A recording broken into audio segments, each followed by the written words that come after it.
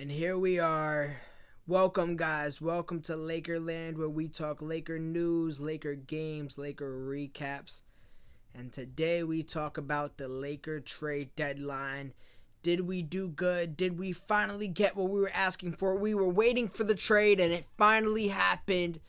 Reggie Bullock, welcome to Los Angeles, your new home. In reality, you guys know what was supposed to happen. You guys know what we wanted. You guys know what we didn't get. But is it really a bad thing? We did not get Anthony Davis, no. But we still have our core. We still have all of our youth. We still have like 8 players. And we got rid of Zubac, though. Got rid of Zubac, got rid of Beasley for Mike Muscala. I'm going to keep it real with you. I have no idea. I know who he is. I heard the name. I do not know too much about him.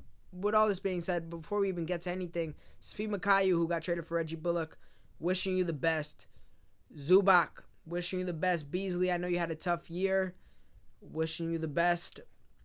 I mean, Zubac he proved out to be a little something this year, and Svi Makayu got all the potential in the world, and he's a sharpshooter.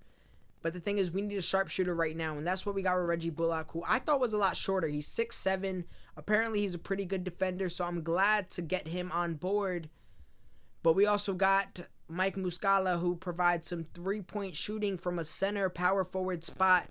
Kind of already got that with Wagner, and he doesn't even play that much, so I don't really know the logic where we're going with that one. But in reality, a lot of people are going to see this as a failure. We didn't do a great trade deadline.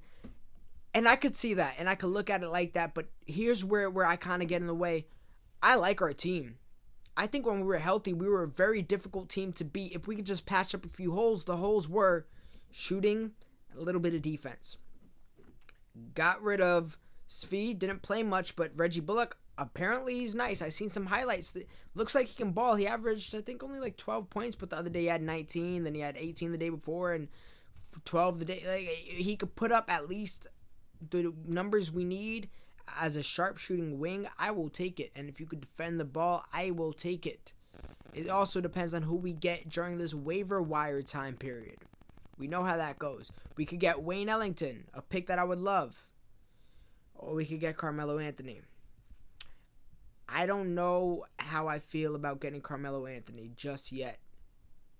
I want to say I want him. I really do. I really kind of want to see how it works out. But the truth is, we know what we get from Carmelo Anthony defensively.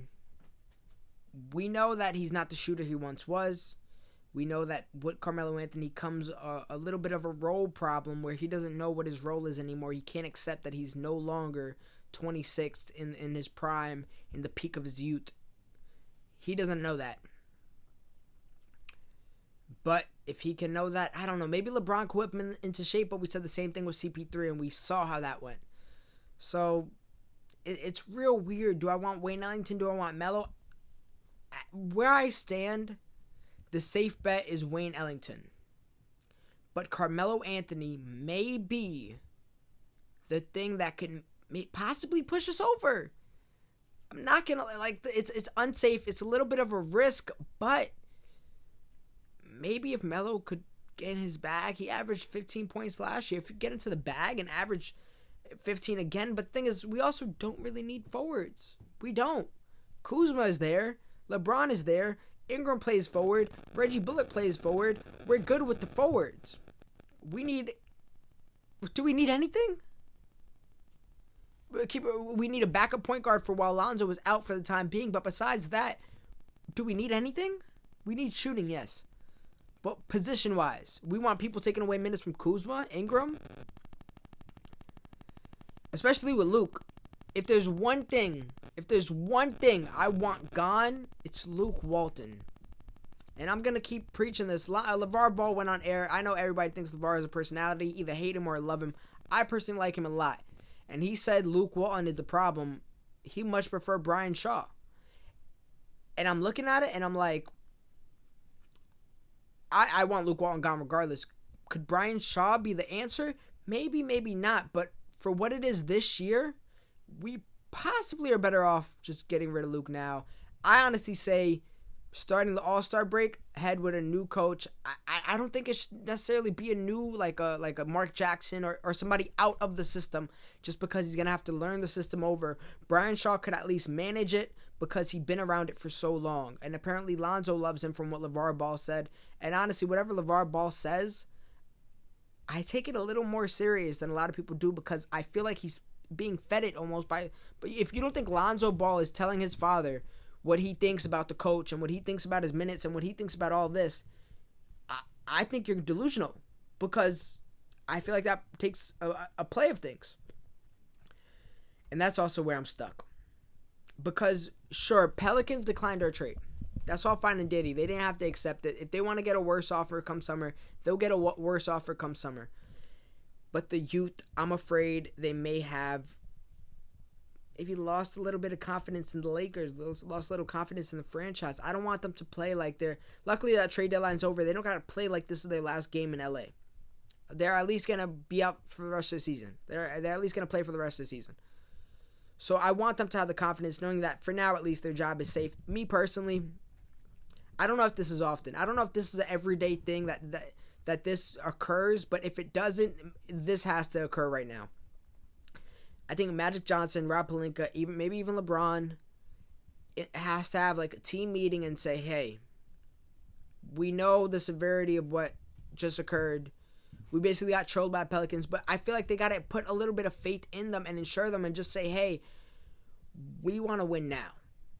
As a front office, our job is to win, and you guys were doing it, but the problem is we're not trying to make the playoffs. We're trying to make the conference finals, trying to make the finals, trying to bring home a Larry O'Brien trophy.